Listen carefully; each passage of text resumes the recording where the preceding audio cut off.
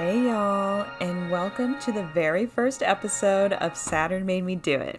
I'm your host, Nina Orm, and I'm so excited to have you join me on this journey of self-discovery, transformation, and embracing all the chaos and beauty that comes with finding out who you're truly meant to be. So, what is Saturn Made Me Do It?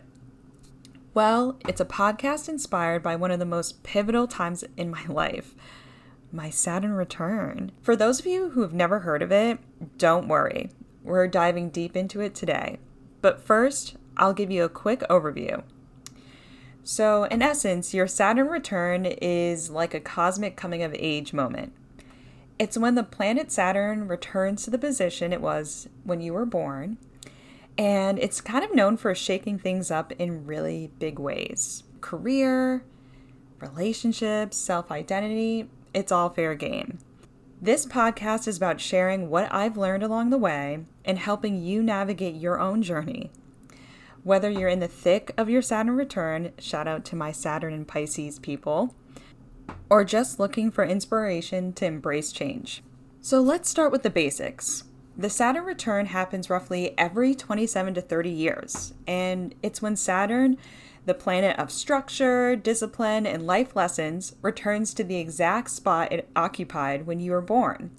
It's a major astrological milestone, often referred to as a rite of passage. Think of it as the universe giving you a gentle or not so gentle nudge to get your life together. Now, I know not everyone buys into astrology, and to be honest, that's totally fine. Whether you're a star chart fanatic like myself, or just curious about self-growth, which we love, the Saturn return offers a framework to think about big life transitions. It's a time when the universe asks, are you living in alignment with your purpose? During this period, people often face challenges that push them to grow. That can mean a career pivot, the end of a relationship, or even a deep dive into personal healing. Again, shout out to the Saturn and Pisces people. It's intense, but it's also wildly rewarding. During this period, people often face challenges that push them to grow. That could mean a career pivot, the end of a relationship, or even a deep dive into personal healing. Not to mention, also at this time period, you may notice that some people are often getting married during this time period, starting their families, realizing, surprise, surprise, hint, hint, that the career that they thought they always wanted was not truly the path that they're supposed to walk on. It's intense, but it's also wildly rewarding. For me, my Saturn return started quietly but quickly turned into a whirlwind. I was working in this corporate job that on paper looked pretty nice. Like, I had a nice salary, I'm not gonna lie, considering I started my career in government, and when you're working in government, you are nourished in knowledge, but getting paid like -$3. I had some level of prestige because, let's be honest, anytime you say I work in finance, there's a little zhuzh with it. And if you don't think there's a little zhuzh, like, babes, be so serious. You know you got a little something something when you get to say that. Be for real. And my corporate job also offered me stability, and that is such a luxury and privilege in and of itself, considering my mom is actually a first-gen immigrant, and so that wasn't something that was always readily available to her when they came to the United States from Cambodia. And I'm sure we'll touch on that topic in a later episode about my family and the mentality and how that kind of plays into my professional and educational choices. So, back to the story of my Saturn return awakening. Deep down, I just felt really unfulfilled. I had always dreamed of doing something creative, something that felt authentic to who I was. Like when I was 13, I actually really wanted to go to fashion school. But as I mentioned, I have an immigrant mom, and because of that notion of wanting stability and a financial blanket or safety net rather, she kind of encouraged me to pursue a career that was just more stable, right? So, given that knowledge and given that mindset growing up, I stayed in my little comfort zone, just afraid to take that leap. And then little by little, as I'm working at this job, the universe starts sending me signs. Like, I would set personal deadlines for myself because I'm an overachieving type A to a degree. I'm a little anal on some things, I'm not gonna lie, because I just believe I can do anything and that my success is already guaranteed. I just need to like hit certain benchmarks, if you feel me. And I had never experienced blowing past my own set timelines. Like it was new to me. So once that started happening at this job, I was like, what is going on? And I never really had an issue picking things up. Like when I started my career in government, you were just thrown into the deep end and you just had to figure it out. I'm sure many entrepreneurs can also relate to this, but also many government employees will co-sign this to the nth degree. You just figure it out because you are under-resourced. That is just the truth. So here I am in a finance job. I'm like, I have the resources now because I'm in a private company and I have the ambition, I have the work ethic, I can do this. And when I started missing my own personal deadlines and things weren't coming as easy, I was like, wait a minute. And to be honest, things do get hard, but I never stray away from that. I just lean in. So it was just very odd that I just continuously couldn't figure this out. I was just like, what's going on? And to be honest, I was just hacking at it. So I started in this finance role, right? I was like, okay, I wanted to be in finance because I wanted to firm up my financial acumen and skills so I can ultimately go into a cushy finance job for the rest of my career. So I kind of looked at it like, I'm gonna study for my CFA. And for the folks who are not familiar with that little acronym, it's a Chartered Financial Analyst certification that has international acclaim. So, and I should probably mention that the pass rate for like one of the levels, because there's 3 levels, the pass rate for the first one is at like 30%. So I was like, yeah, I'm going to be in that 30%. Nothing's stopping me. But also, even if I didn't hit that 30%, I was understanding and learning so much through studying because it covers like the entire financial industry in its various forms. So I was doing that, and I went into that role also thinking like because it's not high finance, it was a little bit more forgiving in that it allowed you to go home at like 5 p.m. And I somehow managed to be in this role when they decided to literally reinvent the wheel during my time there of how they conduct their business. So, and because they did that, it's subject to certain regulatory standards. So the workload increased. I was like, what's going on? So you have the workload increasing, you have me taking on this behemoth of an exam in the background. And all the while, I'm still trying to figure out, okay, where is going to be my like home, my true finance career home? Because I knew kind of that it wasn't going to be this, but I figured I'm going to still be in the finance world after everything's said and done. So here I am. I've set these benchmarks, right?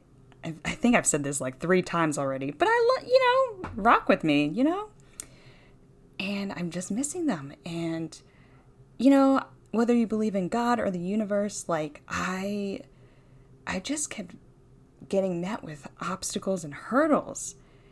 And I can't wait to go into more detail about the story and experience I've had at that firm. But for now, to keep it a little high level, I would try and sign up for something, and then I'd have like some very important meeting, just block it off, right? I was like, oh, well, I have to be at this meeting. It's super important. But I really wanted to go explore this topic area. Or I wanted to chunk out time to study, because they did allow you to study like on the clock.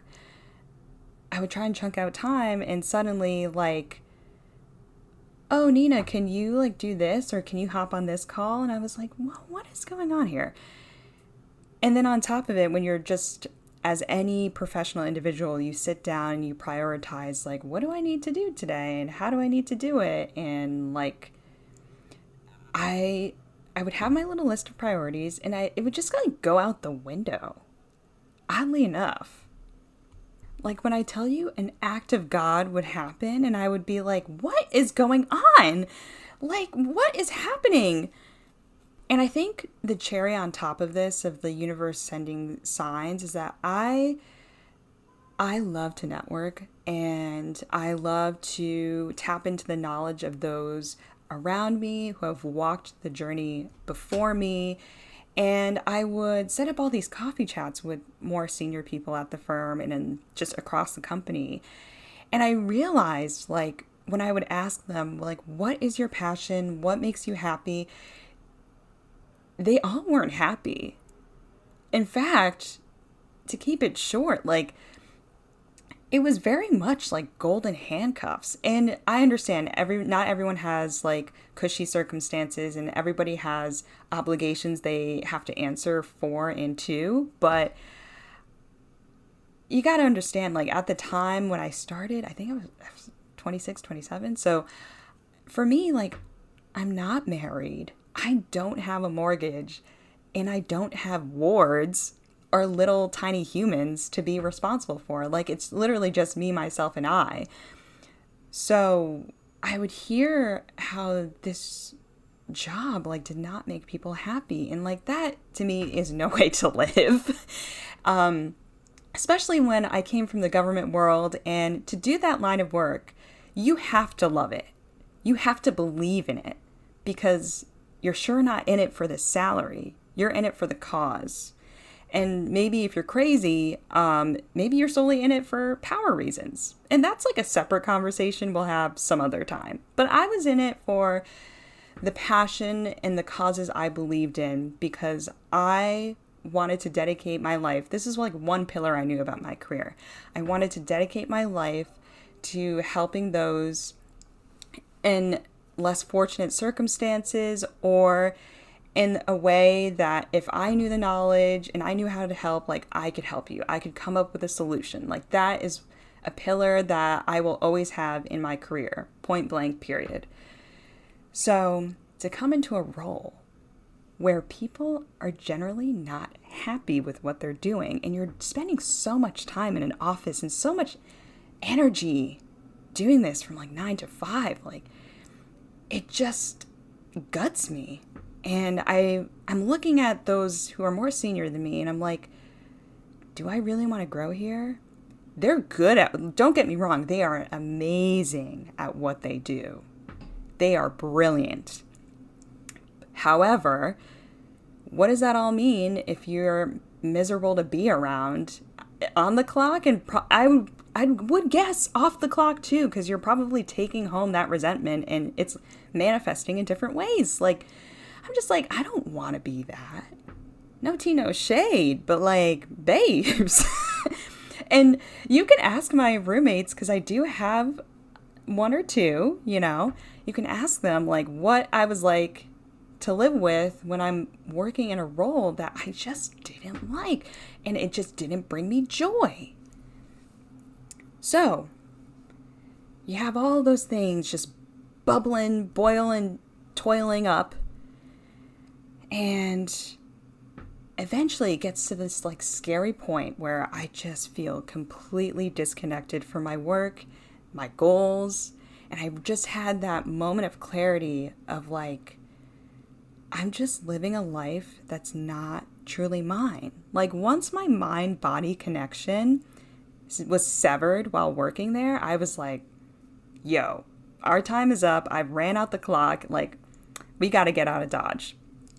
So I left my job, and then eventually I started Muse Collective. Muse Collective is a creative platform where I could finally align my work with my passions. Now, I'm not saying it was easy. In fact,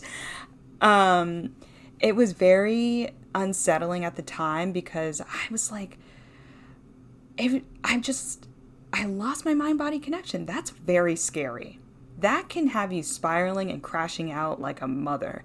And then you're just quitting without a job lined up. Like that's like crashing out in like a light version, you know? But I knew like I do have an abundance mindset. So like I was like, there's got to be something better than this. Like we're already at rock bottom. Once that connection to the mind and body were severed, I'm like, nah, we're at rock bottom. We need to fix something ASAP before we wind up like, and I don't even think I'm being dramatic when I say this, like 6 feet under. So here I am, I leave, and then eventually I do start OMC or Muse Collective, but in the immediate, there were like moments of doubt and fear and like kind of wondering whether or not I made the right choice.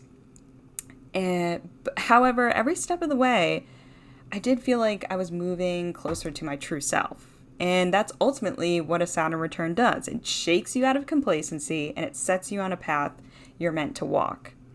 So I want to get into the themes of a Saturn return. So a Saturn return isn't just about these big dramatic changes. It's also about these small, quiet moments of growth.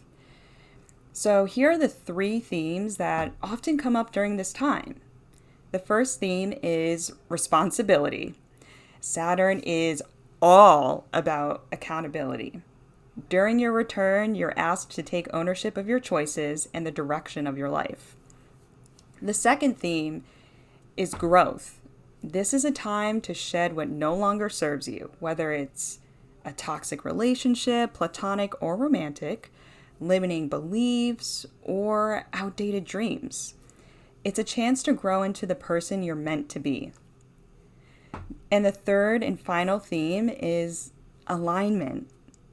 Ultimately, the Saturn return is about alignment. It's about discovering your true purpose and building a life that reflects your values and passions. This season, we'll dive deeper into the themes and explore how they show up in different areas of life. We'll talk about leaving comfort zones, navigating uncertainty, and embracing creativity. There will be personal reflections, guest interviews, and plenty of insights to help you on your journey. Thank you so much for tuning into this first episode of Saturn Made Me Do It. I'm so excited to share this space with you and to hear your stories too. If this episode resonated with you, share it with a friend, leave a review, email us at saturnmademedoitpodcast@gmail.com, or you can even drop me a message on Instagram, either at the handle @OrMuseCollective or @SaturnMadeMeDoIt. Let's build this community together. Next week, we'll be diving into the decision to leave my corporate job and step into the unknown. Spoiler alert, it was terrifying, but oh so worth it. Until then, trust the process, trust yourself, and remember, the universe always has your back.